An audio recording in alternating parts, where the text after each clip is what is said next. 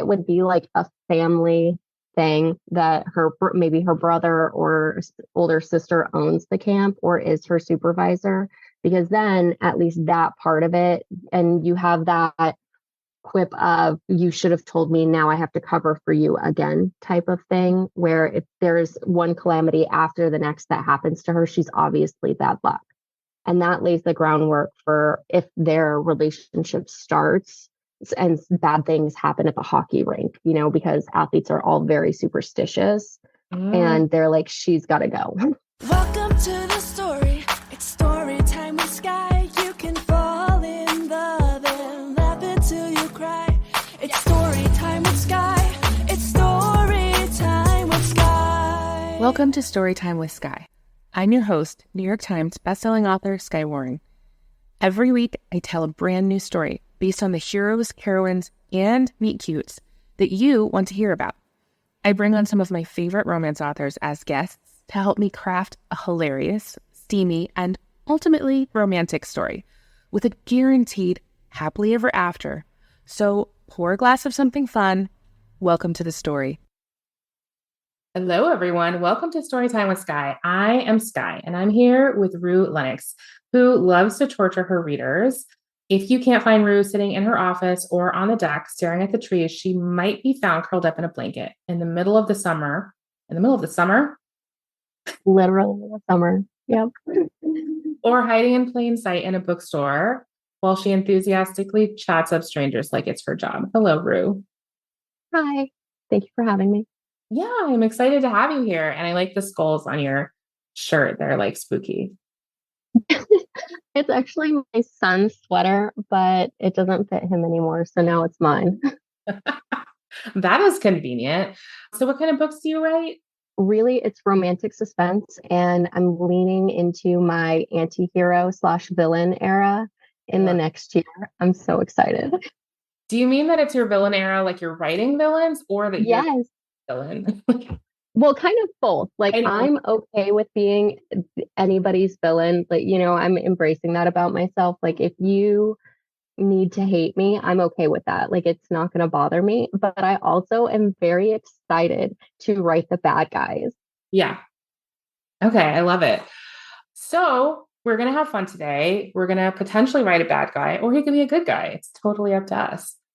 And there's 3 prompts: hero, heroine, and how they meet. So I'm going to tell you the first one, and then you can kind of give me any thoughts, and then we'll move on. So first one, the hero, he actually wrote professional sports, and I could not think of what word came next. Like professional sports man? What? Like an athlete? Like a player, like an athlete. Okay. Which really just shows how much I know about sports, which is nothing. Do you know about sports? I know about baseball and football, and my son is forcing me to learn about wrestling because he's joining the wrestling team. So I've learned a little bit about that. Hockey is so hot right now, right? I feel like hockey, just like for our jobs. I mean, yeah, I read hockey romance because they get to beat the crap out of each other, and it's legal, like in the sport. And I'm always like, do it. That's funny. I actually don't think I've done an episode with a sports player. I don't even know. I'm unable to even say the words. We did actually have a heroine I don't think that episode is out yet, but it's Daniela Romero. And we have the heroine plays maybe soccer. Daniela is amazing, and I love her to pieces. So I cannot wait to listen to that episode. Oh, it's a good one. It's a good one. We really went places with that. Okay. So then actually it could be either one, right? Obviously, since we did the heroine before. But I think if we had a hero one, that would be nice because they're really popular and I haven't had one yet. Okay. The heroine is a camp counselor. Oh, I love that. Have you ever written a camp counselor before? No, I have not. But I used to live up until 2 years ago, right up the road from a summer camp. That's going to be helpful. I have not specifically been to I think a regular camp experience. I've just seen them on the Lindsay Lohan Parent Swap, It's really similar to that, actually, which sounds crazy. But my son went to the day camp portion because he wanted to come home at night. And the crazy things that would happen, even just during like 12 hours during the day, it was bonkers Okay. So we have a camp counselor, and it starts with a false accusation. between the two of them. It's really open, but often I will like to do it that way just because I feel like more drama is fun. I'm here for that. I mean, I think they need to confront each other if the accusation could be about something else. Like it's not like it doesn't have to be you specifically did something wrong. But I don't know. I'm absolutely bonkers and I really like high stakes and I like people that are kind of like bad but trying to do the right thing, but they ultimately fail at it and it's hilarious along the way.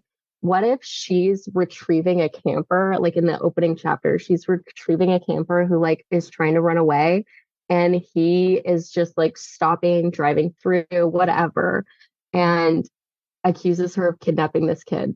Oh my God. I do love it. I think he needs to like in some way have experience with that having happened for this to be like his first thought. You know what I mean? Yes, no, absolutely. What if it's kind of And sad? I mean, like, because I like to go to sad places, but not right up front, right? You don't learn this till later. What if he was kidnapped as a kid?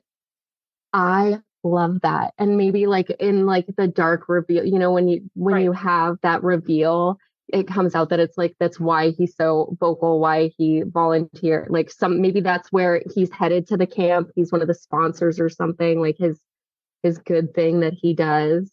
Yes, absolutely. So we're probably in her POV. She's like maybe doing like a bed check, and one kid is missing, right? And probably it's a kid who A troublemaker. a troublemaker. Okay, so it's a troublemaker. Maybe she kind of resonates with the troublemaker a little bit. Maybe she could even sound the alarm more specifically, but she's like, no, this kid is always causing trouble and he's always getting in trouble with his parents. And if I sound the alarm and like call the cops and say a kid is missing, Absolutely. Like they have a bond. So it's like her, not when I like her, not her camper, but like her camper that she like exactly. likes, even if she sounds the alarm, she's like, I'm going to go get him because there's only one place he could have gone. I'll bring him back. Yeah. And what if that's her connection to him? What like, so obviously this kid is doing a runaway thing. It is probably not the first time they've done it because she's like not surprised. And Hmm. what if she used to do that when she was a kid? She was maybe, let's say, like very neglected or something like that. And the way that she sort of acted out and wanted attention was to run away. And so she connects with this kid and understands why they're doing it, even if like it's her job to make it stop. Absolutely. Okay. That can almost even just tie into like her emotional damage and her trauma too, that she Yes. has going on, like even in her love language, because obviously when you have like that type of like feeling like you have to, even if you're in a good situation and you come from a damaged past, you want to run away from it and like get back to like the bad thing because it's the only thing that you know. So her love language is like, I'm not going to let you go. I'm going to take care of you. Like she wants to take care of him Mhm. because she wasn't taken care of. She was neglected and stuff Yeah, like because that. camp counselor is a very actively caring role to be in, right? Any sort of Hmm. care position is. So, okay, that much I do know because I did work in a daycare and I was a nanny for a while. So that part I get. Okay, so she is going after this kid. It's like nighttime, of course. She's stumbling around, but she's found this kid before. She finds him again. She actually finds him. They're heading back. Yeah, And then headlights, and maybe it's like not that long through the woods, but maybe longer through the roads. So he's not that aware that they're like right by this camp. But she's like, yeah, we just like cut through and we get there. It'll be fine. and she's got to look haggard. Like Oh, she she's has got to be like yeah, sweatpants, not even a camp counselor shirt. She's got like a janky flashlight because she can't find her phone. Like she could like didn't grab her yes, phone or no, whatever. definitely not wearing the camp counselor shirt at all. She's wearing regular sleep clothes because she just, sensed that this. Exactly. And she looks like she looks and she's got like twigs or something. Maybe she got like hit in the face with a branch and she's got like a red cheek or something like that. Like Yeah. it looks like the kid fought back and she's like got him. And when he approaches, she like gets in front of the child, even if it's like a teenager, to like defend. But from the hero's point of view, it looks like she's trying to block him from seeing this kid. Like it's Oh, completely innocent. Like she's trying to protect the kid, but from what he's looking at, it's like a bad person, like about to do it, like about to do something even worse. yes, totally. And you know what? I was just thinking, I was like, it's weird. This was sort of completely coincidental, but I'm like making my way through Tessa Bailey's backlist, which is weird because even though I felt like I had read all her books, but apparently I hadn't. I'd missed a lot. And so I'm reading the Clarksons, well, Romancing the Clarksons, and the second book I'm on it right now. And it's Hmm. about this girl who is rebuilding this camp where she had like this traumatic experience when she was younger because she's trying to like overwrite the bad with the good. And she is the daughter of this like at the time famous senator, and like now he's running for president. So I wonder if this kid, maybe that's part of why she's trying to keep it a secret. Like maybe if it was any other kid, she'd be like, yes, please help us get to this place or whatever, or would have actually just like called in her boss to help manage the situation. But maybe this kid, it could turn into a media circus. Yes, absolutely. So she's like, not only am I blocking you from this stranger, because I would do that anyway, but also you shouldn't even see who this is. Like, don't tell them your name. Like that kind of stuff that would seem like way more suspicious. Like, why can't this kid say his name, you know? Absolutely. I love it. And my brain is like twisting, like politicians, absolutely. You've got like, it wouldn't necessarily be a mob boss type of thing because they just like brush everything under the rug and expect it. But Yeah. if it's a celebrity, so now my brain's like going, it'll unfold who this kid is. And he can Yeah, have his own book later. exactly. Someone who need the other thing that's good about a politician is like they need that good image in order to do their jobs. You know what I mean? Like someone who makes their money through acting or something like or singing, like they don't need as much. They don't want the drama, Mm-mm. but it doesn't really hurt them the No, but way. it's like that bad publicity is good publicity unless you're in politics. Yeah, yeah. The politician's going to be super worried about this, which is partly like probably why the child is running away, right? Like they're so stifled and it feels like this Mhm. politics priority over family, which like it does, right? Like that's how they live. So that's how they're living. So okay, so why is our sports hero? I swear to God, it's so ridiculous. I can't say it. What is the word for him?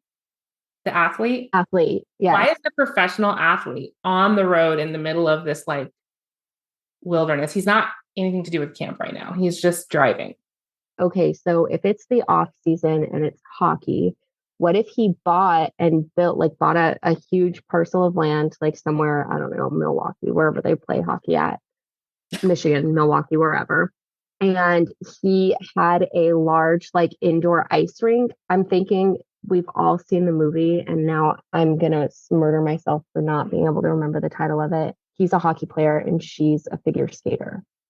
I know what And you're talking about. okay, so he built his own practice arena. Like he built his own thing, indoor ice rink, whatever, and he's driving like going low key. What is that movie called? Cutting Edge, yes. They're like forced to team up, but they have like their own private like practice arena, practice skating rink type of thing. So maybe he's, in the off season, he's going to practice or the season is getting ready, whatever it is. And he's going to like that location. Okay. I do want it to be a little bit like, why did he pick that spot? You know what I mean? I want it to mean something. This is not a random ice. Could it be that that camp is where he was, like it wasn't always a summer camp, it was bought and turned into a summer camp after he was kidnapped, like that's where they found him? I like that because, yeah, like in the book I'm reading, it's the same girl who's doing that, but it could be, so she's specifically trying to rewrite this memory, right? But I think in his case, we want him to be sort of denying the memory. Like the memory doesn't bother him. That's what he would say. It's fine. It happened. He's over it. Which is why he didn't buy the camp itself, Right. but He's not he interested. bought, Right. no, but he's like, I can live there. Maybe it's the same, like 2 towns over from where he grew up. And he's like, I can live here. It doesn't bother me at all. Except the longer that he's there, the And darker he's like, his like, he's trying to prove to himself, I think, that he can do it. Like that's how he's proving to himself that he's over it. yeah. But also something is calling him back because he really could have gone anywhere.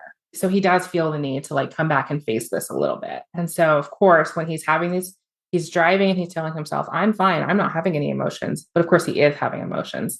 And then he sees this girl walking with this like younger boy. I on the think side of the road, and he doesn't know it's a girl at first because she's got to be in like oversized sweats, like just to like, you know what I mean, like a younger boy and a person that looks like a well, I also hobgoblin. think it could have been like whatever, like we haven't really formalized what his kidnapping situation was, but it could have been a woman who did it, you know? I would love that because it's always men who are the bad guy, and Yeah. I love turning that on its head. Especially in a situation like I would say most people seeing the woman with a boy would assume like they're related. But if they're like, if they look different enough or they're a different race, again, like there's no reason to assume they aren't from the same family because blended families exist, but people tend to assume. So like Yeah, they look different enough that most people would be like, no, they aren't related. Yeah, she's got like she's all wild-eyed and like half asleep and he's just like really suspicious. He pulls over and is like trying to talk to the kid. Are you okay? And she's like, don't talk to him. You know, he's like obviously suspicious. yeah, like hackles are raised. Now the hair on the back of my neck is standing up. Yeah. Yeah.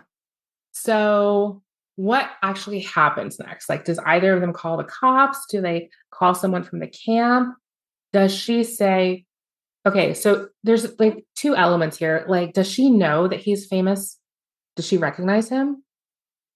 I think that it plays better if she doesn't at first. Like she should know him. Like he's got a face, like I should know who you are, but I don't type of thing.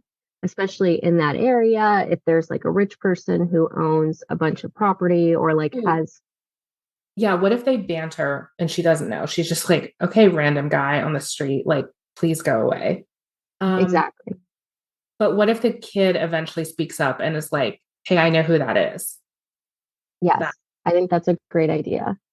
And as far as what happens next, if she doesn't have her phone because, you know, she Mhm. sound the alarm, went looking for him, what if he is not, he's like, okay, so we're in the middle of nowhere. I can either call the police. And she's like, no, don't do that because she's trying to keep the politician's kid or, Mhm. you know, keep that a secret. She's like, if we go to the camp, you know, it's right here, Yeah. Yeah. then I think there should be a series of calamities, like when you first meet her, you know what I mean? Like she stumbles and hits her face and she like drops her phone into a lake and you know what I mean? Like everything is all going of those, yes.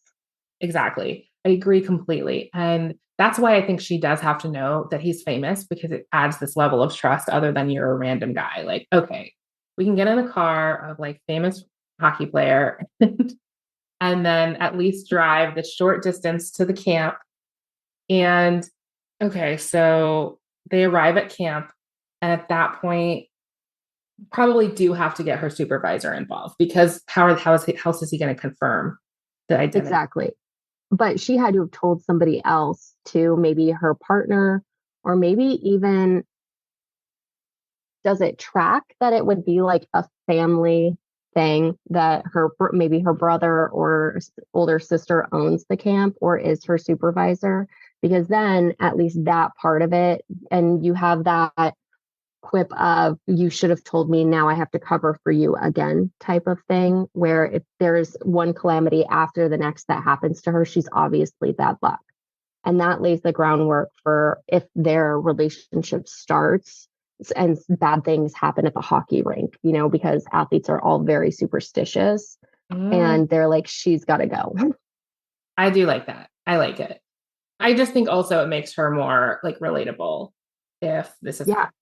happening. I mean, I fell down my stairs earlier today in the rain. And we love you, so ergo. Yeah. He gets there and he's like, okay, enough things happen there, whether they show ID or, you know, there's some sort of like slightly older adult who's like, oh, you're doing this again. Oh, well, what if he came from the area? What if it's actually like an older person that he recognizes? Oh, I would love that. Like maybe like an old teacher or something like Yeah, that, that they brought into like the old school nurse or something that's there on staff. exactly. And then the trust would be there like way better than just like looking at ID or something like that. So he would Mhm. be like, oh my gosh, are you serious about this? You and they're like, yeah, you know, yeah, it kind of sucks, but like this kid is just he's a handful and his parents sent him away and you know if we send him back, they're going to send him to like military school or something. And, so we're just doing our best. Yes. And you can have a moment there where he is like, okay, well, and obviously the kid knows who he is. He's famous, Yeah. stuff like that. So he can play that fame into, well, if you don't cause problems, if you agree to stay, you can like either I'll come here or you guys can like we can arrange for some of the campers to come play hockey, something like that, Yeah. because that The other thing I like, forces them together.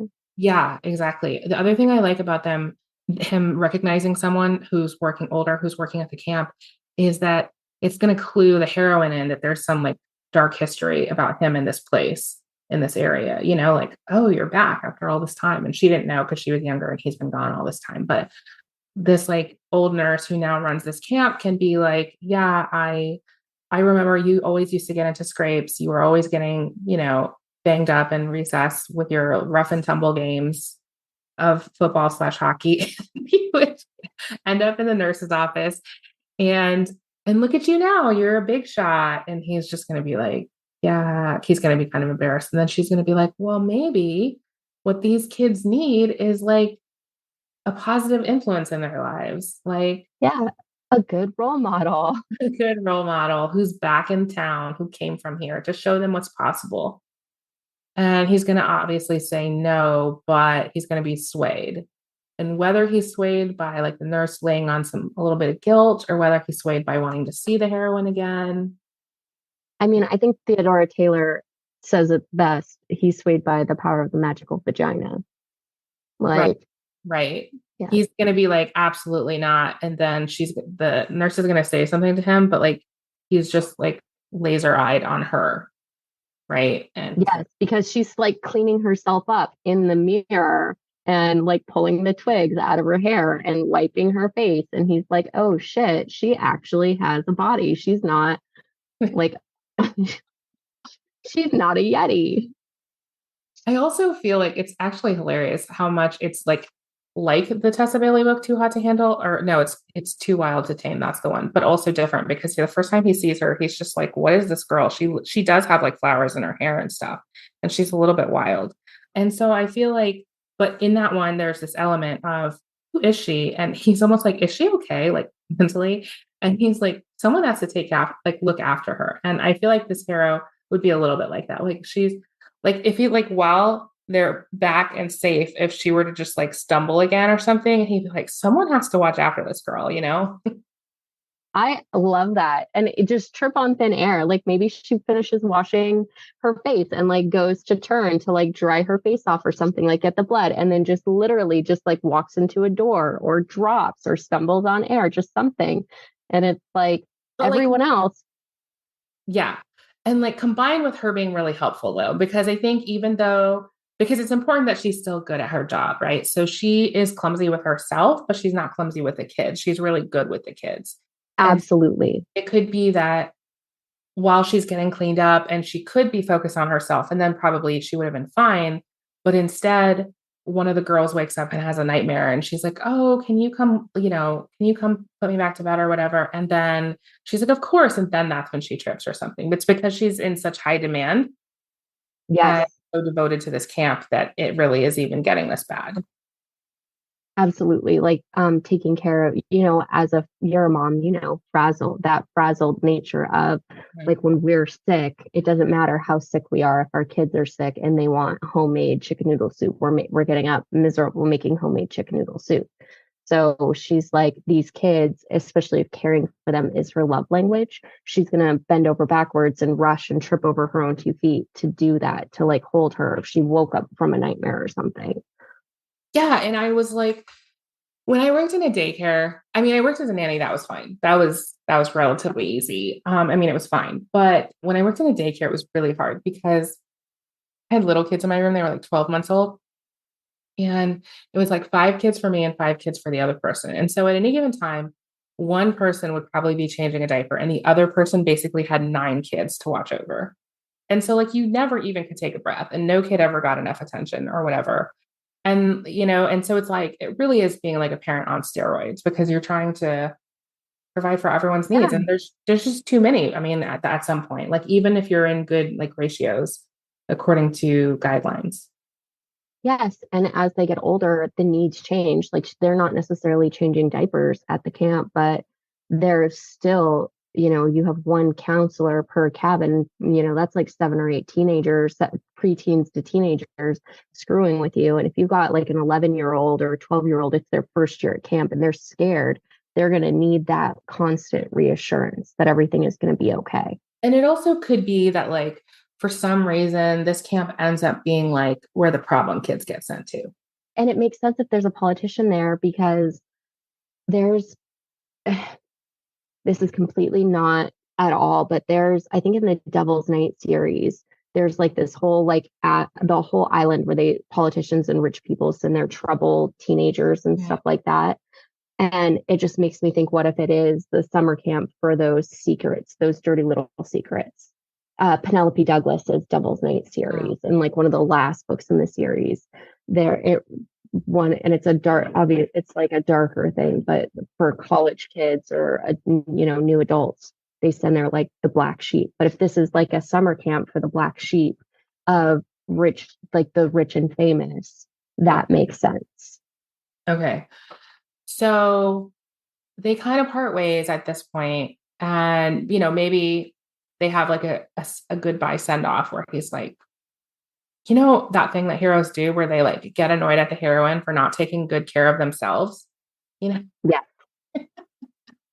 like better take care of yourself, like, or else. Yes. Tell me what to do, random guy. Yes, and again, and the kid can remind her again that that's not necessarily like random guy, but just like that vibe. Be like, I can't believe he's paying attention to you, or do you know how big of a compliment it is that he's telling you to watch out for He yourself? can be a kid who like can rattle off like stats, which would just sound impressive, even if you don't know what they mean. Just like, oh wow, if you know the stats, that's already impressive, right? Because you don't know stats for people. Right. Yeah. Just that he's famous enough that he has stats that somebody would want to memorize. Yeah, exactly. And the fact that he's paying her attention has this kid like looking at her, not necessarily, and it's not that he didn't disrespect her before or he didn't respect her before, but looking at her in a new light because obviously he can see he's a teenager. He can see that the hero's eyes were like laser focused on her attributes. So they're friendly. So the kid could even could bring it up and she could be like, no, nothing is happening there. Just, but in her mind, she's like, I wonder. And oh yeah, definitely. She could ask the nurse, like, oh, you made like a slight reference. They're not going to spill it all early, but you made this reference. What did you mean by that? To something that happened before and why he left. And the nurse can just say something kind of cryptic about it. Yeah. Oh, you remember the such and such that happened, or you remember the troubles, the troubles from whatever it was. And she's going to say, oh no, remember she's probably younger than him. So she just could not, she maybe was just too little to remember it. Or maybe she was away for some reason. Like maybe. I like age gap. So I really am okay with her being way too young to remember. Yeah. Yeah. The nurse can be like, that's a good thing. It was a dark time. You don't need to know it. Exactly. It's a good thing you don't know. Okay. So then the next day they show up at the rink. Yes? Or what? Yes. Something else? I think that's a great idea. What if that was the agreement or something like that? He agreed to. Yeah. So he's like, maybe it starts off smaller. He's like, okay. She's like, what if you just have them all over for some ice skating and like a little talk? And then maybe when they're there, it kind of turns into more like, oh, could you give us lessons? Could we come back? Do you think it's possible that he's rich and whatever, and it's there that he's making an unplanned trip to his own property? Maybe his property manager had already arranged with the camp for them to be able to bring the teenagers to do that, to use the ice skate, to be able to ice skate and stuff like that for some of their activities, I like it. I like it. because then he could be not expecting it. It's kind of like a 1-2 where he doesn't expect to see her and she's there after he's like spent 2 hours or 3 hours running drills because he couldn't like go to sleep. He kept thinking about this hoodlum in the woods. Yeah, and that would be cool because he would really reject the call, like the nurse would be like, you could mentor these kids. And he could be like, absolutely not. I'm not the person to do that. And then next day they show up and he's like, what? I said no to this. Exactly. This could be where she's like, you're going to deny these kids. They're all away from home, sticking up for him. Like she's like, she'll go to bat for the kids. And he sees this other side to her where she's like feisty and vicious towards him. And like, no, if we do this every year, it's all summer. You're the one who's invading. If you don't like it, then you leave, type of thing. I agree. Like there should be a person who is running that place. There would have to be, right? Like, I don't know. They probably don't run themselves. And that person would have made the agreement. Like, oh, I didn't think you would mind. You weren't even supposed to be here. Yeah. What's that big writing thing for ice? There's like a giant, like a Zamboni. That's the Zamboni. Yeah. There's somebody has to use the Zamboni. Like, yes. Like the Zamboni driver made the arrangement and he's just stuck with it now. Yeah. Okay. So she needs to fall on the ice. Like she just needs to fall on the ice. There needs to be like a bloody nose or something. But I also think I still keep coming back to this reason, like, why is he coming here by surprise? I think maybe something went wrong. Like maybe he's always been the best, hockey player out there, and he had a bad game. And so he's sort of like coming back to this home base to regroup. So maybe he cost his team like the championship or something. Well, he has to be able to redeem himself by the end. So I think but it's like a major game. It was a major game. And like he normally would have nailed it and he didn't. And so I think right there, it can be the impetus for him to actually take this trip in the first place. But it also can be a sign that he's not quite as well and put together as he maybe thinks he is. He's like, oh, I'm over all of that stuff. But like that stuff, when you push it way back down, like it's like poison in your body, And it like a rage, like something happened on the ice, like even not just like. Yes, I like that even more. What if it wasn't? I'm trying to think. There's a book by Julie Chris that has a baseball player, and he got suspended for like I think punching someone like on the actual field. And I would love.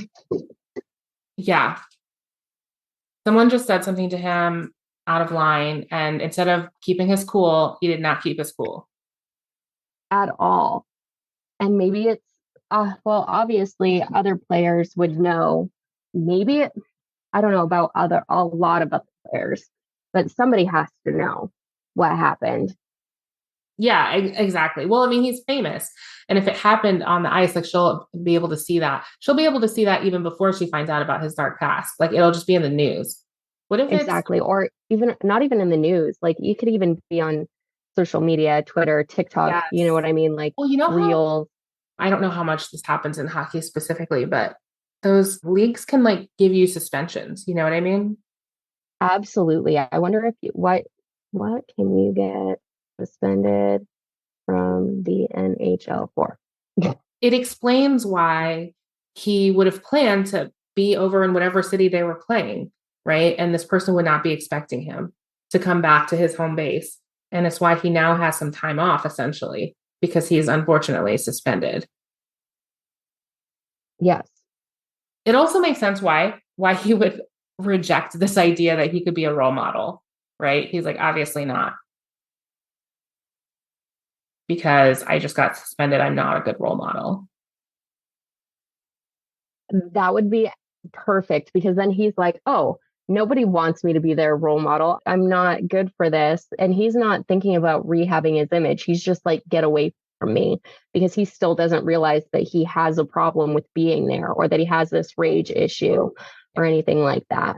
Okay. So they help the kids skate, but then they need a moment. Like probably they brought more helpers to actually, because, I mean, especially, I don't know how how many kids we're thinking there are or what their skill level is, but they need some helpers so that way that we can get our hero and heroine to like have a moment separately.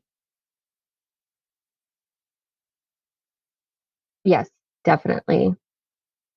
Okay, so maybe she's like, oh, I'll go get you something, or maybe she, I guess it doesn't matter too much. She gets away from them, and he is like, I'll go find her, and then they talk. Maybe that's her like allotted downtime. Maybe she's only there as like the driver of the van or something, and it's something that the other male camp counselors do with them. And I know that that sounds misogynistic, but she's not a hockey player. So maybe that's her time that she Oh, can what go if that's kind of read. like the running joke? Like she is so accident prone that we like don't even let her on the ice. Like I love it. Yes. she just is there for like the kids who, I mean, if you have enough kids, like some of them are not going to be on the ice, but maybe whoever is like sort of running it is doing such a great job that all the kids want to be involved in the game or whatever it is. And so she doesn't actually have a job right now. Yeah. And what if that's maybe when he goes to her and he asks, like, maybe it wasn't explained to him because why would it be? And he's like, why aren't you on the ice? Like, he can tell she's into the kids, right? So, like, why wouldn't she be part of it? She has to confess that, like, yeah, they don't let me on the ice. They don't let me have blades on my feet because of bad things that can. Well, I'll Michelle Kwan somebody. Like that was that figure skater, I think, that was like, was that? I'm pretty sure that that's who it was. A figure skater in like the early 90s was like tried to kill another figure skater or something like that. I think you mean Tanya Harding, not Michelle. Yes, that, yes. Why did I think Michelle Kwan? Hold on. Now I want to know. Oh my gosh, that's no, she was. Okay, so she is a retired competitive figure skater. Yeah, no, Michelle Kwan is a figure skater, but I don't know if there's Okay, any title associated with her. I don't know. probably not. Okay, so yeah, so she can't be on the ice, and I want them to end up, in some sort of like private hallway where other people can't see them. He's doing that thing where he's being overbearing and like overprotective and like, you need to take better care of yourself. You can't be getting hurt. And he like, oh, she still has scratches on her face, right? And he like sort of touches one and is like, you have to take better care of yourself. And she's like, oh, it doesn't hurt. And he's like not okay with it, because hashtag overprotective. Yes. And of course, he's drawn to her and doesn't know why. And like all of the things, all of like he's grumpy with everyone but her. Like his publicist can call and tell him that he needs to be working on such and such. And he just gets like irate and hangs up, like that type of the situations that you can see that there's that rage and anger just underneath the surface that for whatever reason doesn't exist when he's in her presence. You know what? Actually, that works perfectly because, okay, so this is essentially a PR issue, right? Like that he's just punched like this opposing player and gotten suspended. And so his PR person calls him like, hey, we've got to revamp your image. We've got to do this. We've got to do all this stuff. He's like, no, I'm not interested in that. And then he's like, he can hear these like kids laughing. He's like, where are you? He's like, I just have this like summer camp over at my rink. And his publicist is like, this is perfect. We need to get cameras in there so we can see you being a good, mentor to your community. And that will help your image after you punch this guy. And he's like, no, it's not going to help my image. It's fake. I didn't even set this up. I'm not going to do it. And his publicist can insist. I don't know if we want to go there, but can even go into kind of like a fake dating thing. Like, Well, and that's the thing. There's a term, Letterkenny has them, puck bunnies. There you go. oh, yeah. Once the public finds out where he is, he's going to have other teammates show up. He's going to have puck bunnies. They're going to be like all of those people. If they insist, then they do come. And he could even create this sense of an accidental fake relationship, which I love the accidental fake relationship where they're like caught in a compromising position from her doing something like to hurt herself. And he just takes advantage of the situation. Oh, yes. Like in Bridgerton, the second one, but they changed it. Or did they change it? No, they still had the B. They didn't change it. They had the B. Yes, they kept the B. But are you thinking about the B in the book? Yes, I'm thinking about the B in the book. I don't really remember as much how it went down in the movie part. But yeah, so something like where, yeah, they're accidentally in a compromising position. And maybe it's like maybe the publicist is just reiterating, do not get caught in a compromising position. Do not do anything off like your whole position in the league is under risk right now. Like you make one wrong move, you're out. Because even if it's not like the league itself, like the team could be like they have morality clauses and things like that. And they could just be like, you're more trouble than you're worth if you're just going to be like this. Absolutely. So yeah, his PR person has just emphasized do not do anything, like just be very careful and show a good face. And so like when they get caught in this compromising position, they're like, maybe she even overhears that conversation. So it's not even him that does it. Like she overhears that conversation, and that's when she starts to understand that whatever dark history the nurse knows about is obviously still affecting him because he's having these rage issues, and she can feel bad for him because she like, I mean, obviously, first of all, is interested in him, but also is just a caring person who's like always trying And to. she's a fixer. She wants to fix him. Yes, He's a exactly. fixer upper. Yeah, he's a fixer. Yeah, isn't that? I don't know. That should be Theodore Taylor's other thing. Like, what does the hero want? He wants the magical vagina. What does the heroine want? She wants a fixer upper. Absolutely. And it's because it's her love language. She's a carer. She needs something to care for and fix. And Yeah. she's like, I can fix this for him. And so she goes about trying to fix it innocently, but gets him caught in this really bad compromising situation that could cost her job, cost him, a contract for millions of dollars. And he takes advantage of the situation and is like, this will solve it. Like maybe in her mind, it's like cataclysmic and it's the end of the world. And it potentially could be for her, but not necessarily for him. You know what I mean? And he's just like, yeah, we're going to do this. And she goes along with it because she feels like she's done this. So like really we left them when the kids were there for the first time. And maybe they all have such a good time that they're already going to be like, can we come back? Or maybe they already had time slotted to come back. And the PR person just runs with it. Like the PR person's maybe kind of an asshole. And even though he was like, don't use this, the PR person's like, it's already done. It's happening. So Yeah. And I did it and I hit that. There's this Zootopia movie where like the lamb does this and yes, like a kid's yes. movie. And she's like, and I did that. So it's done. Yeah.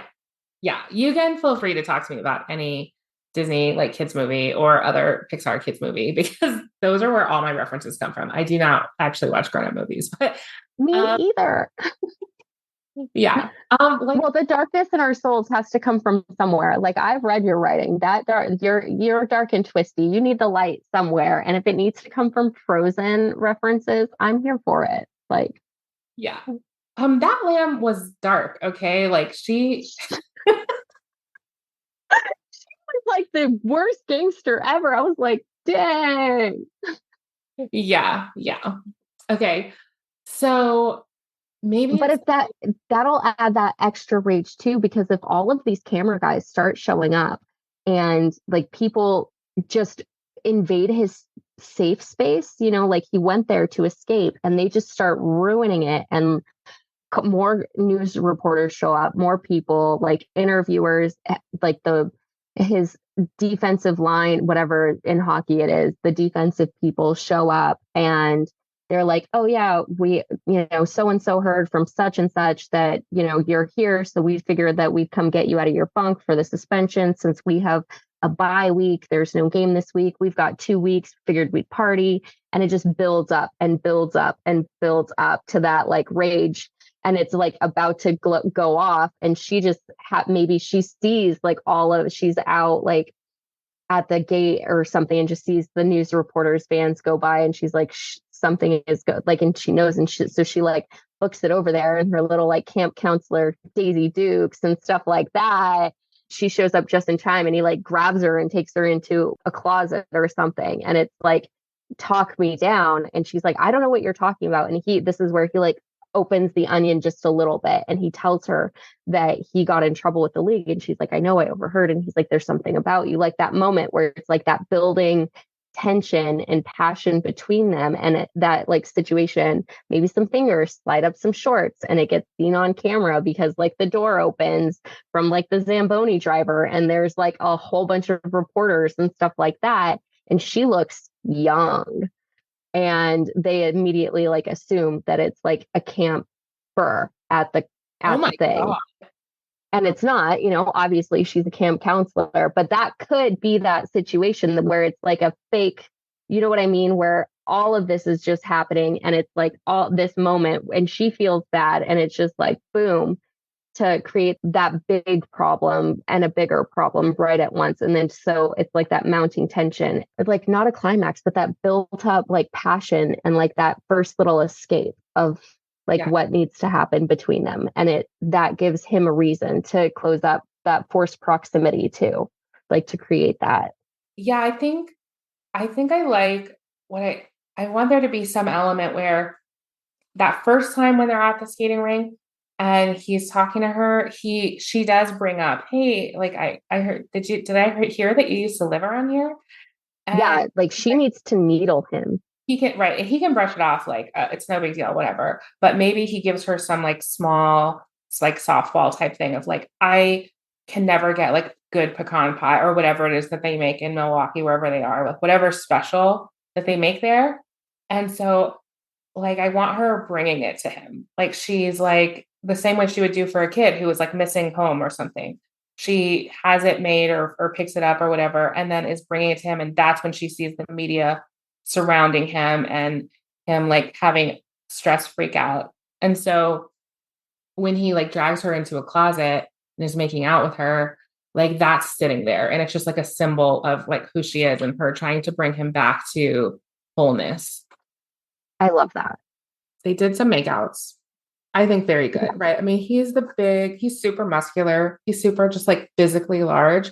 And she's like physically small. I enjoy that, like big Me differences, too. Yes. as well as the age gap. And I love the idea, just like the terribleness of it, of, when they walk in on her and get exposed of them being like, are you a student at this camp? Are you attending this summer Like camp? the gasps, you know what I mean? Because she's wearing the camp at this point, she's wearing the camp She's shirt. It doesn't wearing, say counselor on it, it's the she camp looks shirt. And horrible. exactly. When she brings him this pie and like shows up or whatever she brings him, and it's this like picture of pure innocence, he just wants to ruin her. Yes, exactly. And yeah, and so when they're exposed like that, it doesn't matter. She hears the gasps and thinks that it's because of who she is or because, they were caught in a compromising position. She doesn't realize that they think that she's a minor and he's like nearing 35, 40.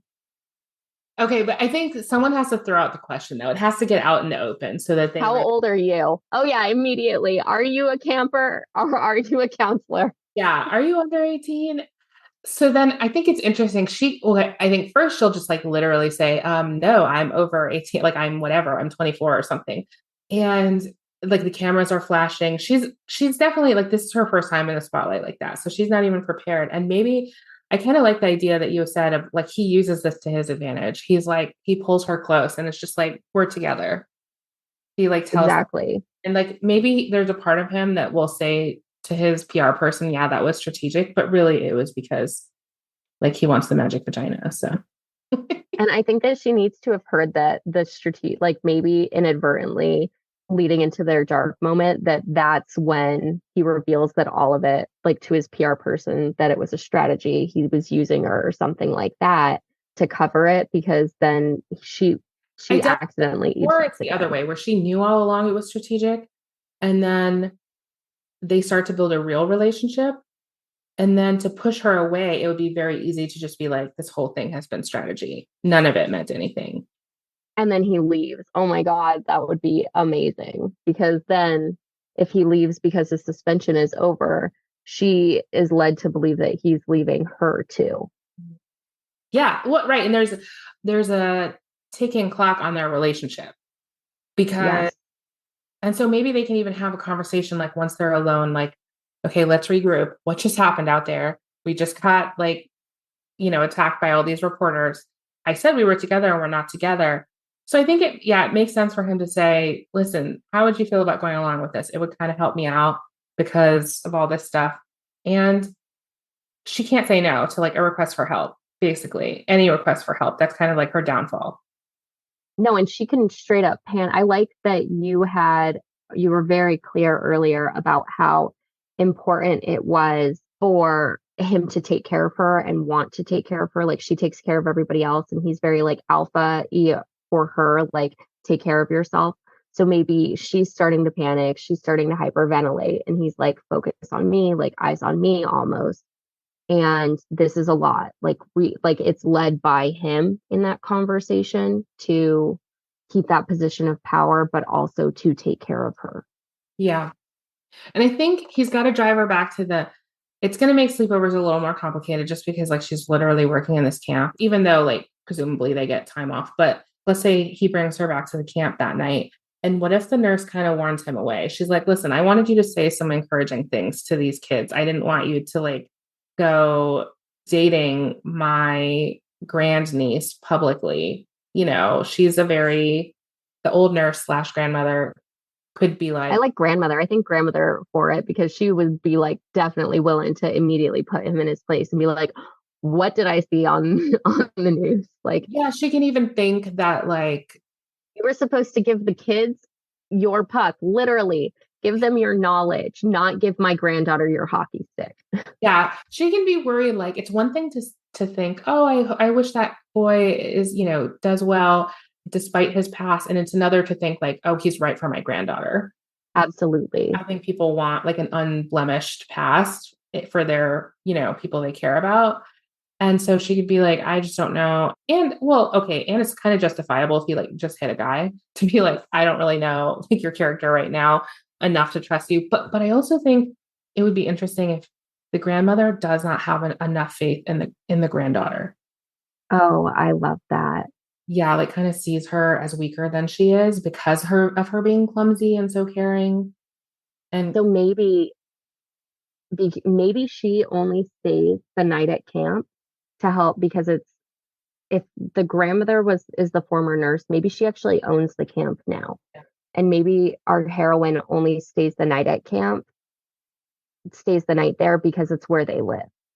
Like, so she just is always there helping. Like, if that's her job as a camp counselor, yes, but she doesn't actually have like campers that she takes care of at night. She's like kind of floating and takes care of like hops around for all of the different yeah, the cabins. yeah. I just had the funniest thought. I was like, what if she even has her own little cabin or something away from the camp? Like she lives there and she doesn't even sleep on site necessarily. We could have it be that way. But what if the way she discovers that that kid is missing is not by doing a head count, but like, how I've never specifically played Pokemon Go, but I feel like this is possible. Or if it's not, it can just be possible in some other fictional game where like you see where they're going and she like is like looks on her phone and is like, that kid is not in camp. And that's how she very first realized there was a problem. Yes, because with Pokemon Go, you have gyms. Like there are different gyms around you, and you can see the gyms around you. And so if she sees that the gym, like a gym down the road or whatever that's not on camp, that his avatar just took over the gym on Pokemon Go, he's there. He's not at camp. Yeah. Yeah. I know, like, So there are games that do that. yeah. I've been to like 2 Pokemon Go events with my son, and I just follow him around while he just Just walk.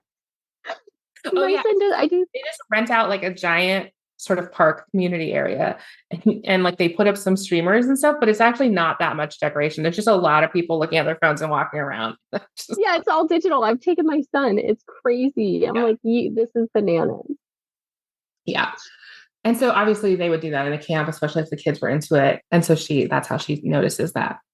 Okay. So we But cleared that that. would be perfect because if she has her own cabin, doesn't necessarily live on at camp, doesn't have to do bed checks and stuff like that, she does have that private time at night. She Yeah. could even just be the daytime like event coordinator for the kids Right. type Right. of thing. That could be like her official like camp counselor thing. I also like this idea of this grandmother. The grandmother sees herself as this like quote tough cookie and sort of thinks you have to be tough to make it through life. And she sort of doesn't think that her granddaughter is tough because she hasn't necessarily specifically gone through stuff. And maybe also the community changed after the hero was kidnapped. You know what I mean? Yeah, they like protected their children more. Yeah, they They got like, a little claustrophobic on them, actually. Yeah. So instead of latchkeying like all of us were raised, it turned into that like helicopter parent that, happened in that next generation. And because of that, she thinks that her granddaughter is never going to be able to make it on her own. But it's like it's not who she is, it's just a product of the environment. Yeah. And plus she is strong and like you don't have to, right. Like I just think it's like society in general has really limited views of what is strength and what is not, you know? And You so, can be clumsy you can be very clumsy and still be extremely strong. Like, because especially if you have the right partner, you balance each other out. So he can be the person who's coordinated because he just catches her before she hits the ground type of thing. right. Well, and I would kind of do this with my husband. I don't know if it really worked out in like the long term, but like, especially early on, we would kind of have this running joke of like, I take care of everyone and you take care of me. 100%. I think that that's a great idea because it's the same thing. There's a meme online or like a word porn image where it's like a woman having a nightmare and the monster is like pulling up the blanket to protect her. And it's like, I'll let her sleep. She has enough monsters. You know what I mean? Like the monster is taking care of her. I know it's not necessarily dark, but that's what it is. Like he just wants to take care of her. She's taking care of him and everybody else.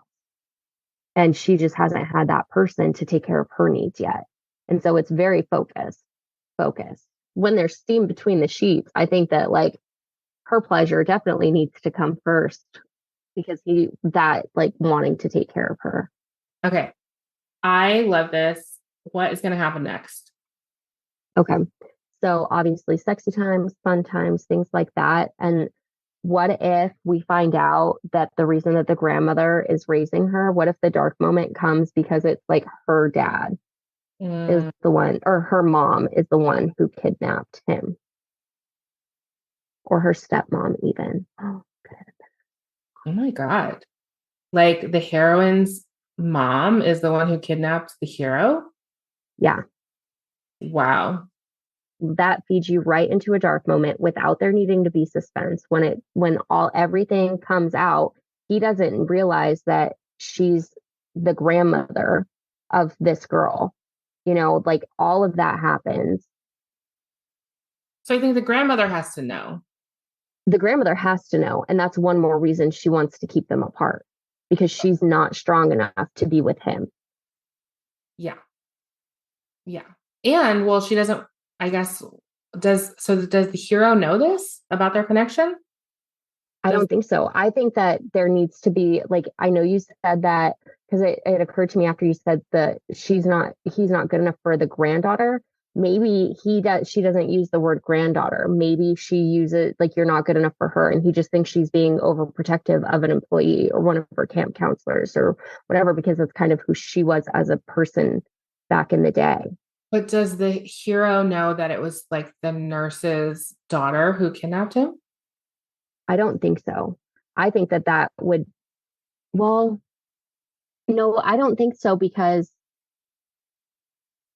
I think we maybe it was what happened. We just have to know now. maybe it was her son who slept, like maybe that's the connection, like maybe it was the girls because there has to be two grandparents. Maybe it's her dad's mom is who she was raised by, and her mom was this bad person, or she's just been led to believe that she died. I think it And could what work the way you said originally, because think about it. Like, okay, so what if this camp has been in the family forever?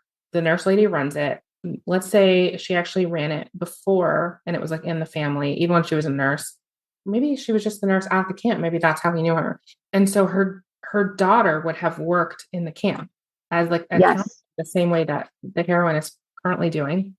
And maybe she led the hero away. At one point, I was wondering about like kind of a hostage situation for money.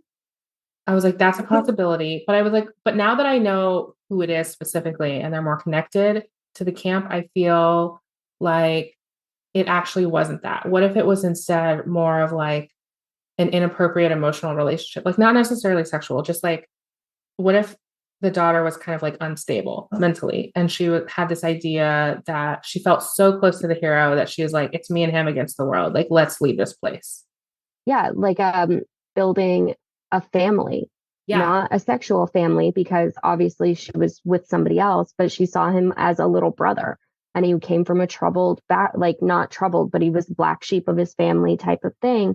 Yeah. And she wanted to rescue him, but she was, like you said, mentally unstable and had a psychotic break and took him. Yeah. Yeah. And that also explains why he would go with her. Like that's the other thing about if you're going to be kidnapped. Like I think one reason why you see a lot of like kidnapping stories with the perpetrator as a male is like you sort of need this physical strength or like intimidation factor. And she didn't do that. I mean, she did not do it in that way. She was like, let's go together. Like, don't you care about me? Like, we're going to be alone together. We can, so he kind of went willingly and then it turned into a statewide search, for this kid. Yep. So I I think, love that. and I think guilt can actually work in any kind of scenario where you are a victim, but he'll have this guilt that like everyone was so worried and it really only happened because he went along with it, and it'll be hard for him to blame. And that's why he still has a good connection with the nurse because he never did go, he was very reserved. He never did go along, you know what I mean? That type of thing. But that's why he also has that rage building up because he's so angry at himself and Yeah. hasn't been able to process that. Yeah. And in a way, I think like angry at the world too, and like hasn't been able to process that because he's been telling himself the world didn't do anything wrong. It was me, you know? I love that because that leads into their dark moment and his suspension is up. The relationship is over anyway. He's going back. It forces him to look at the fact that he hasn't he hasn't processed all of that. He hasn't done any of that. And here he is now putting all of that rage on her, somebody who's completely innocent. She could even have been pregnant with her when she got arrested, when all of that happened. Yeah, So, like, that could have been like, oh, like if the heroine was like born in jail. exactly. And that's why she was raised with her grandmother. That's why she takes care of everybody. Exactly. And so And she has to find out basically. She has to find out sort of like no one can tell her. She has to find out.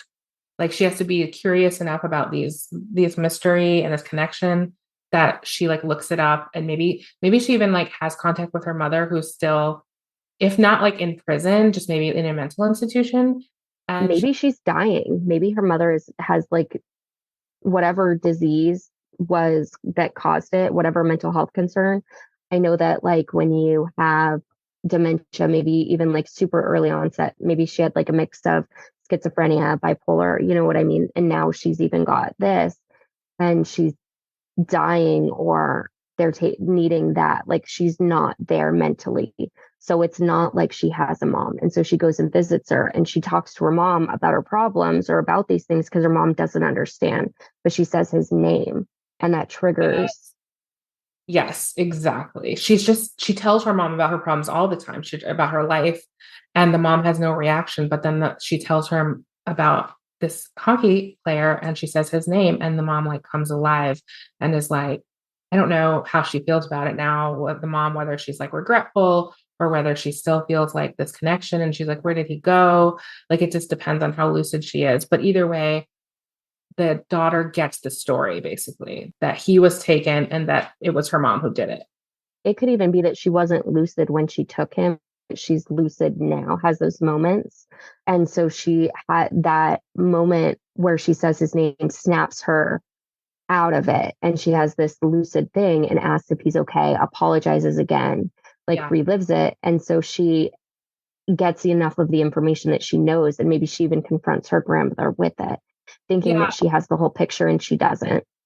And then she'll definitely confront him, right? Which obviously he will not react well to because he's so close Exactly. with his emotions and saying it doesn't matter. And she'll be, That's when he shoves her away, like straight up shoves her away, uses all of the tools in his arsenal and like, I think what's interesting, because I think the reader would wonder this too. So I feel like the heroine has to ask, like, why are you not more angry at my grandmother? Why are you not more angry at me? And he'll be like, first he'll be like, well, obviously you guys didn't do anything to me. And she's like, yeah, but we're connected to the person who did. And he's going to be like, I'm not even angry at her. Like I'm angry at myself. And it's going to come out a little bit, right? Like before he shuts down. And she's like, you're angry yes, at yourself. You were just like, you were a kid. You were going along with something. It wasn't your fault. And he can be like, no, it's all my fault. And then he can shut down and be like, listen, I'm going back. He can sort of say, oh, you know what it could have been? Maybe his PR person was like, this is working really great. I think you should come back. We've already got the footage of the camp. There's no point in prolonging this. Like, come back to town. They're lifting your suspension early. Yeah, and he's been putting it off. He's been saying, no, I like have a commitment to these camp kids now. But really, he's staying for her. Yeah. And then, but when she confronts him with this, he's so spooked that he basically says, oh, I actually have to go back early. Like, I'm leaving now. And she's like, what? You didn't tell me you were leaving. And he's like, well, I am, so goodbye. And she's like, but what about us? And he's like, you thought there was ever an us? Like, there's no us. This was entire thing was for the press, and that's over now. Absolutely. And I think even if there's like, she's going to feel pain that he's doing this, but also in a way, like it will feel like this deserved guilt, like punishment for what her mom did. Because of her mom. Yeah, exactly. So she's like willing to live with it. Yeah. And so she feels terrible, and he has to actually, I guess, like go back. He goes to the town where where the next game is, and probably he like plays. And she has to watch it. I really like that scene that chapter would need to be a split thing because, you have him stepping onto the ice. Obviously can't write playing the sport if I don't know the sport, but then cut to her watching it and see the same kind of, not necessarily behavior, but almost the same behavior to her. It seems intense and crazy that caused the suspension in the first place because all of that good that.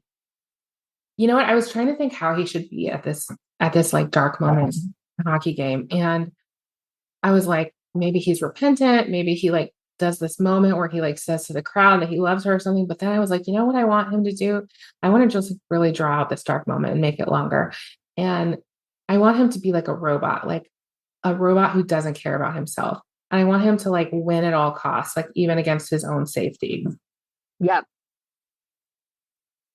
And like shoving, I don't know if this is a thing, but like using the hockey stick, shoving a guy up, you know what I mean? Like, and when the camera zones in on his face, it's just blank. It's expressionless. There's no anger. There's nothing.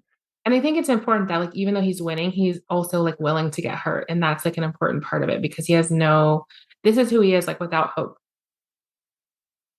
And that's what she gave him. That was that whole symbol too. And at what point it really either needs to be like not necessarily his PR person and maybe not necessarily the grandmother, but that third party that's like finally snaps one of them out of it. And it's not going to be him. It's got to be her in that moment. I almost think someone's got to tell her, you got to let this guy go. I mean, first of all, he's clearly troubled. Second of all, he sent you away. Like he's told you you're done. Like following him now just would be desperate.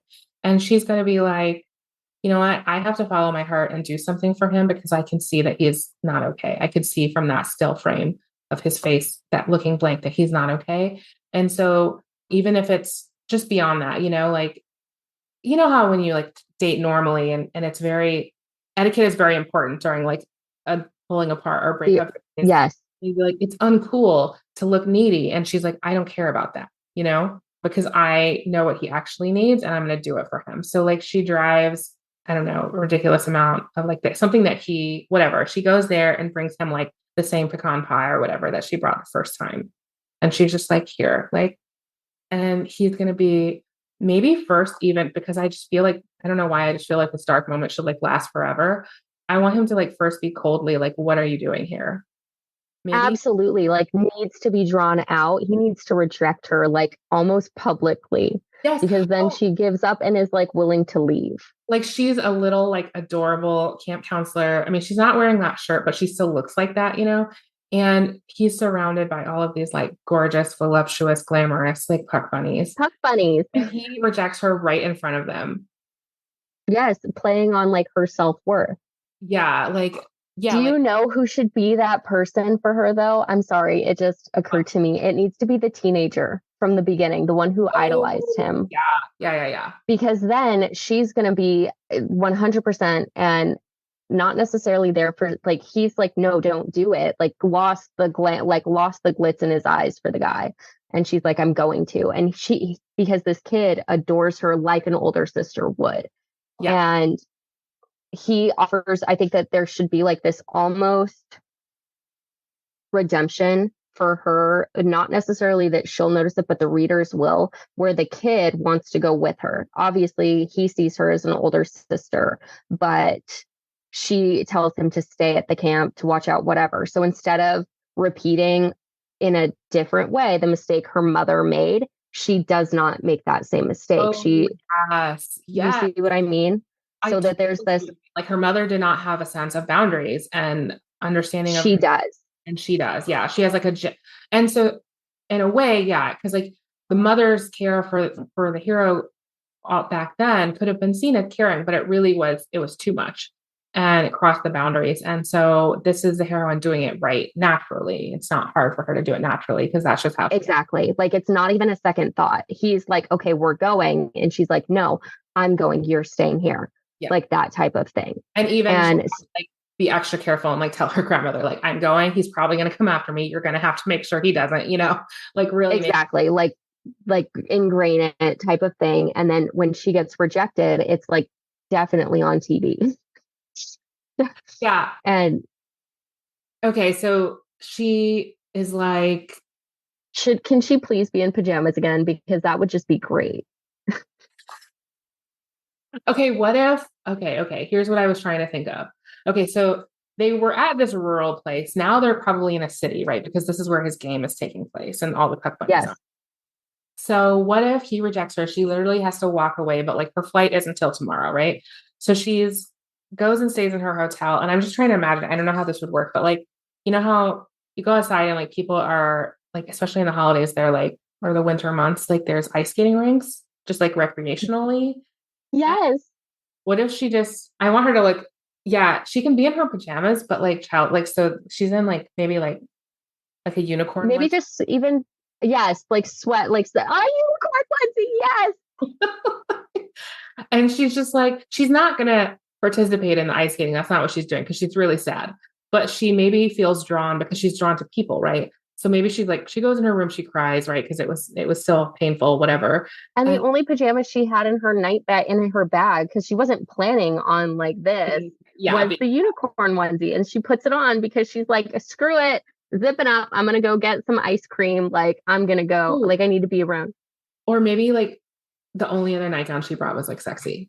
You know what I mean? Yes, because she was expecting to get them. Yeah, she was bringing it to him. She had high hopes, and obviously she can't wear it now. So she puts on the unicorn onesie, and she just maybe like goes downstairs to like just be drawn to be around people for a minute before she like goes to sleep, and that's when he shows up. And it's like it's just so opposing, right? Because he's like this super alpha, muscular. He's so big, and she's so small, and she's like this little bunny. And he's like, and I think I think the public stuff has been so nice and we've like dragged, there's been so much public stuff in this and we've dragged the Black moment out to be so long that it would be nice if he like apologized in public. I think it has to be in public. I think that he must have realized, and especially the whole scene, this whole break is in her point of view, so that if it is like a dual POV book, she has to feel all hope is lost. Like the reader even has to feel like, oh God, is this going to end in a cliffhanger? Is this going to be like a duet? Yeah. Like are they not going to get exactly? Yes. And so she's there and she's so desolate, and just like even if she just feels the energy around her change, like it's very much like there's a buzz around her because people are like, she's focused on the people on the ice. Like you know how like I'm not an extrovert, so I'm assuming like extroverts go and be around people to recharge. Yeah. And that's what she's doing. Well, okay. So I think she goes around people, and not just people, but also kids, right? Like there's kids at this, Yeah, like the joy, happiness.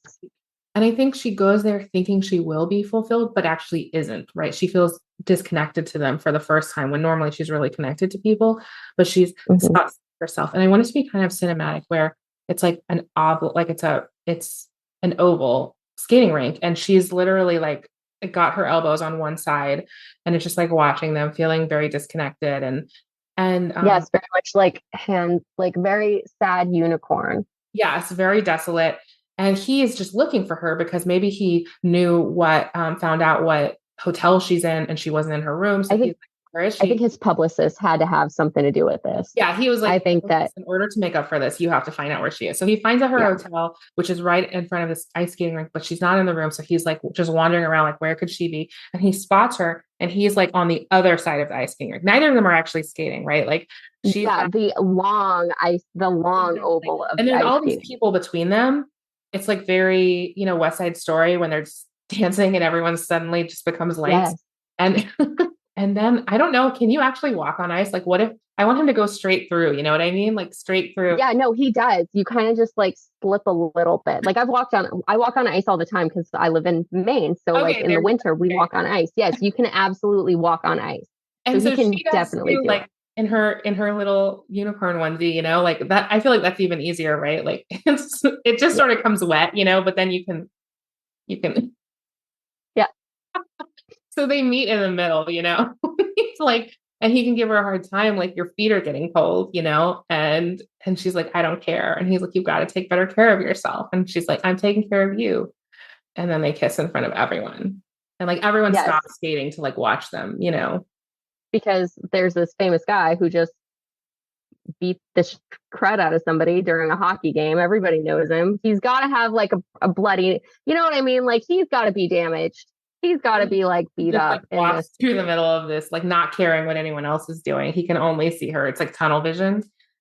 Exactly. And she's just this tiny little thing that again looks like a child because at this point, I think that that's just hilarious. And there should be somebody in the background that's like, should we call the cops? And her, like, for her to like look up and be like, I am over 18, like Yeah, break she's off being mid very kiss. yes, exactly. Yes. I think that that's perfect because that leads them to that moment. Yeah, Then I we love get it. to see Okay, their so glimpse they of happily ever after. yes. So then they go back to her hotel room, and then she does take out the sexy nightgown Yeah. to show him. And as much as I love the sexy unicorn, bounce chicka bout wow. Yeah, and so because I mean, she is still an adult, and he sees her that way. Even that's the thing, though, that her true Yes. identity is actually an adult, and the world doesn't see her that way, but he sees her that way. Yes. And if we use the grandmother in when they enter this dark moment and she's like living and moving forward and all of this and she takes especially if as she's getting ready to leave she does the responsible thing, that's going to show her grandmother too that she's not making bad decisions, that she is making those good decisions that her mother didn't make. And Yeah, I also think she should stand up for herself to the grandmother, like before when she's leaving, and she says, "Hey, you have got to make sure this kid doesn't follow me because he's going to try probably." And the grandmother's like, "You shouldn't even go. What are you doing? Like this guy is like not good news," and maybe imply like you're not strong enough. He's too dark for you, and be like, "Grandma, I love you, and I appreciate that you've taken care of me, but I am not my mother." 100% because like I was you say that and I was just like my heart like clenched for the grandmother, like damn, because that is going to force the grandmother in her own subconscious to address the fact that she has been treating her granddaughter like she's the same person that the mother was to avoid those mistakes, and allowing her to not because she's an adult, so but in her mind allowing her to take that step and to do it is proving that she is an adult. Yeah. And then I Okay. think it would be really funny if she falls on the ice. Like if she didn't fall on the ice already, like in the epilogue, and like this is why they don't let me on the ice, like straight up, maybe at an NHL game or something, like, or even just like with the team. This is the first time that she's putting on ice skates and it's bad. Like that would Yeah, I just feel be like I utterly. want her to actually nail it on this like walk because on the walk with everyone's watching because I want it to be so romantic.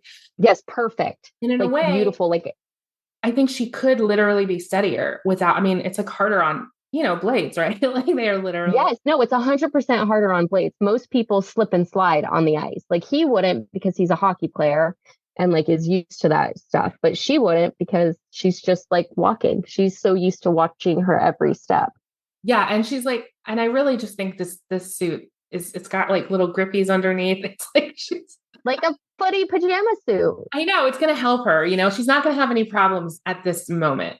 But then later, okay, so then that was the last scene. And so then the last scene is then like banging in the hotel room. Yeah, they really need to have some good sex. Like that needs to be like the end Very of it. deep. And he's like, I'm never letting you go type of thing. Yeah. I also like it kind of envision it like being a little bit kinky that way. Like you don't move, I move you, you know? Yes, For both. absolutely. Yes, because she's like, what if early on, one of the sex scenes, she could have almost like she tried to help and do something and injured a penis. Like, I definitely think that that's possible.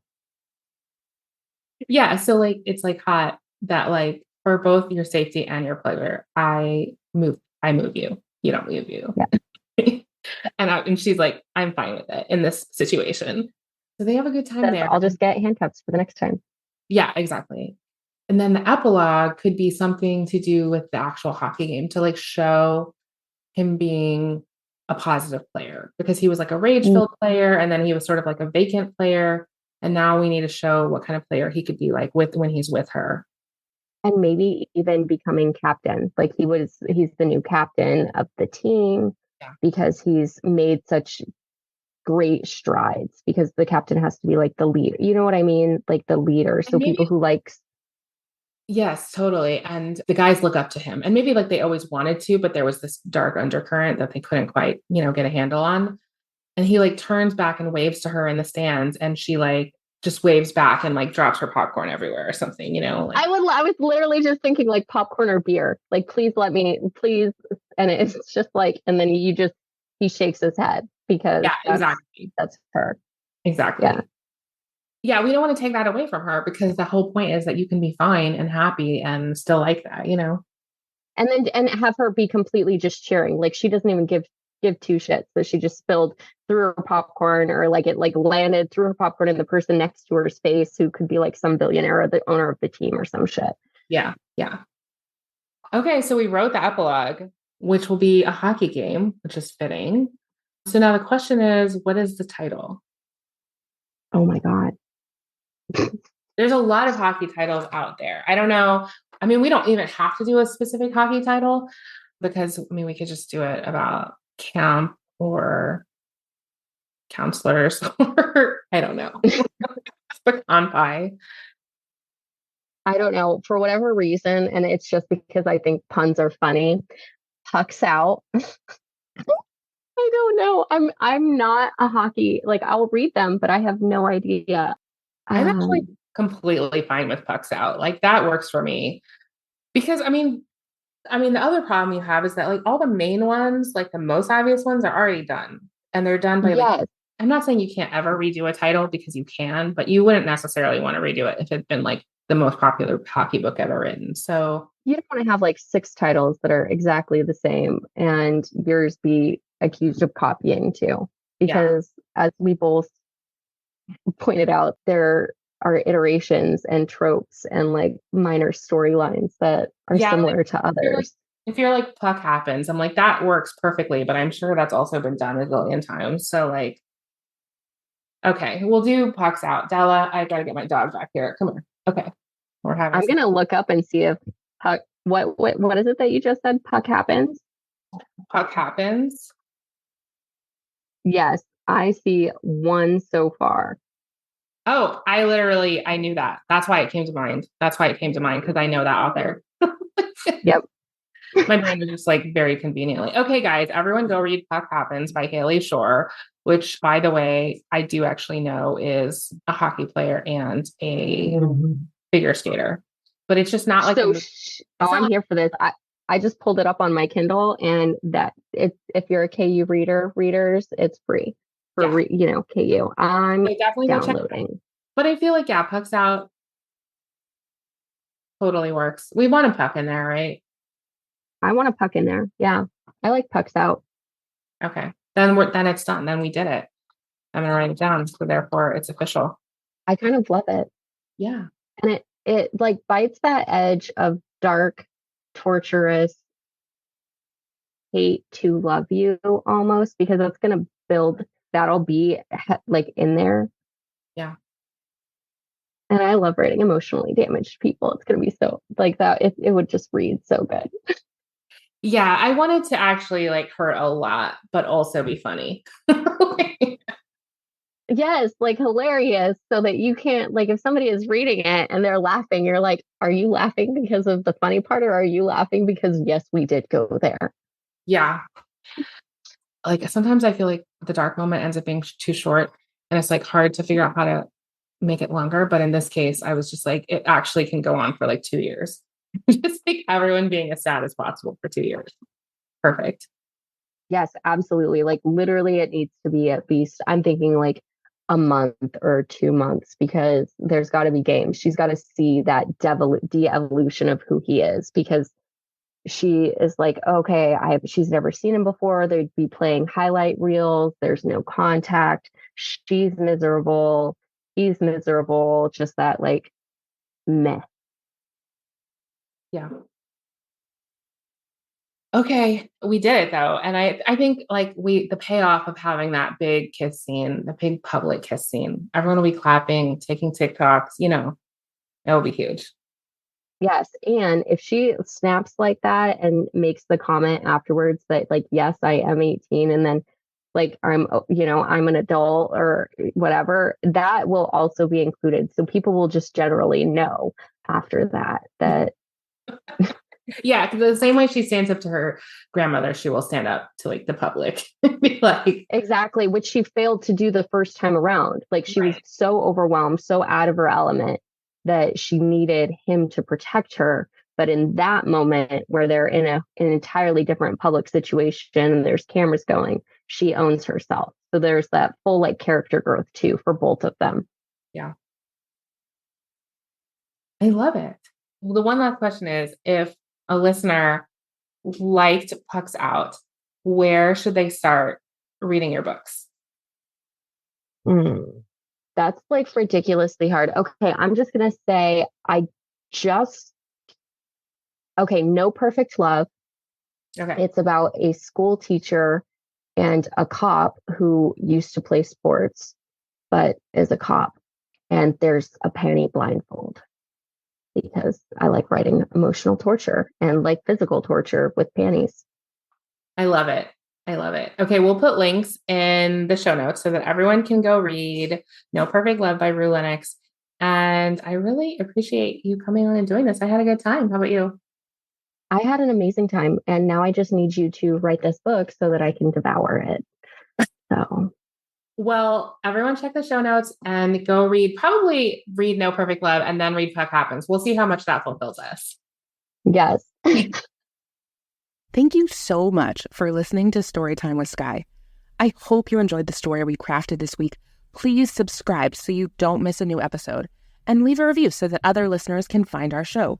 We always put links for any books we discuss, as well as books by the guest author, in the show notes, so you can definitely find something new to read. And if you want to help choose our romance adventure, be sure to join our Facebook group, Storytime with Skye. That's where we gather suggestions and poll our readers, just like you, to find out what our next story will be. Thank you for being part of the story. Welcome to the story. It's story